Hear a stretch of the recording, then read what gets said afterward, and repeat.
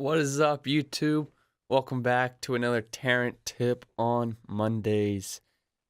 Before we get started, I want to let you guys know that this is kind of like a demo to a full-length audio course that we recorded, how to write more music faster. We're going to go into some basic topics of how to produce music faster, and last week we kind of went over some topics of how to overcome writer's block. Now, both of those lead perfectly into the audio course, so if you want more, click that link in the description and make sure you use the code to get a big discount on this audio course. Alright, so let's get started. The first things first is when you're working and you start creating songs and finishing them, or maybe you don't finish them and you just kind of, it's practice or whatever, you want to save those presets so you could have them for a later date. Now, all the ones without names or without like my track name before the synth are ones I just created, or they were pulled from a song I never finished. All the ones that were from a finished song, I put my track name before it. That way I know easy, okay, dip it low, okay, I know the sounds in there. Well, now which one of these sounds is from, or the one that I want. It's much easier for me to figure out my synths rather than a million different names like this. It's kind of hard to keep track. So even if it's like the same synth and do two different tracks, I know there's going to be minor edits and different EQing and stuff.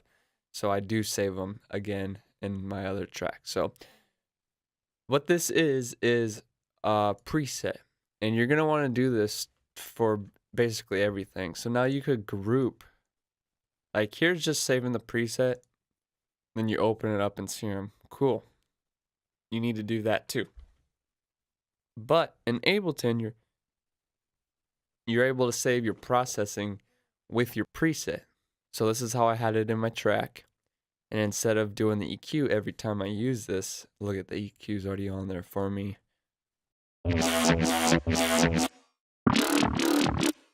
And look at, it's ready to go. I don't have to do anything. I can get to writing. You're gonna want to do this the same with your samples. I just started creating my ADAY folder, and then I'll like resample stuff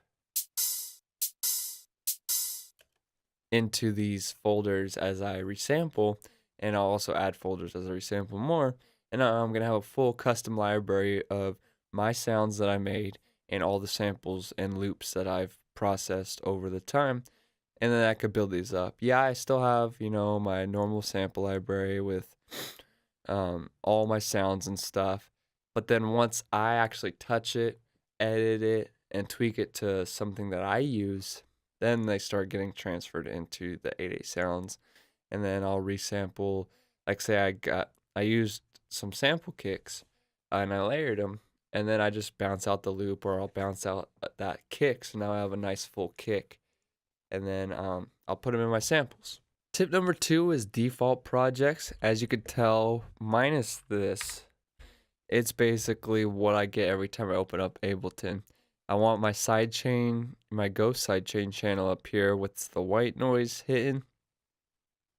I want my common sends already set up, and as well as the sidechain routing. I do have a video on the sidechain thing, so if you want to learn this, go look for our sidechain video. But the purpose of this is I don't have to spend time setting up what I normally use in every track.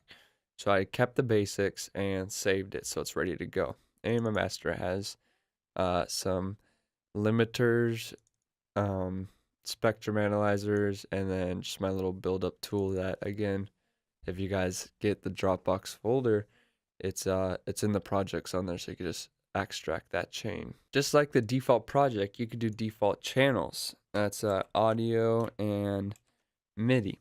So every time I open an audio track or a MIDI track, I have a EQ on there and a compressor, but they're turned off. That way, they're not taking up any space or anything. And then it's ready to go. Most of the time I use EQs on every song, every sound, every channel. Most of the time compressors, not all the time. And then again, utility, you want to automate this volume, and then if you want to do any panning or stereo width, because yeah, you could pan it to the right or left, but if you're gonna automate it, I would use this down here, just so you could keep, mixing without having all the automation messing up. And then again, if you wanna have it pan left and right, but you wanna have that more set to the right, you could still do so with it up here. So use the utility to do all your automations. Now effects too, as you can see, I'm pretty sure this is not the default EQ. And then turning 9 on, it has a low cut or a high cut right there.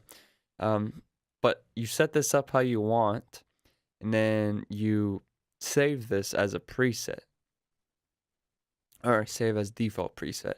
So then you click that save, and now every time you open up the EQ, it's gonna be like that. So if there's settings that you find more basic or something that works in your workflow better, go ahead and overwrite the defaults of these, and that way you could just get in and work faster because not everything's kind of set up to your needs. Now the last step is I kind of showed you guys when I was looking at saving my sound design presets and samples, but you want to save your chains so that way you don't always have to process your preset sample or your presets in the VSTs over and over again. Now you have a fat preset plus the processing already done, ready to go. So you just pop that in and go. This one's pretty basic, but I'm sure on my other ones there's some other stuff to it. But a lot of them is just EQ. But yeah, see, there's a bunch of stuff, and then I could mess with them and turn them on and all that cool stuff. But anyways, that is my tips for you guys on how to produce music more faster. If you like this, give it a thumbs up. Subscribe if you haven't subscribed already. We have music training videos every week. And if you want to learn more, click that link in the description and get your huge savings on our audio course, How to Write More Music Faster, or How to Make More Music Faster. As always, thanks for watching. Peace.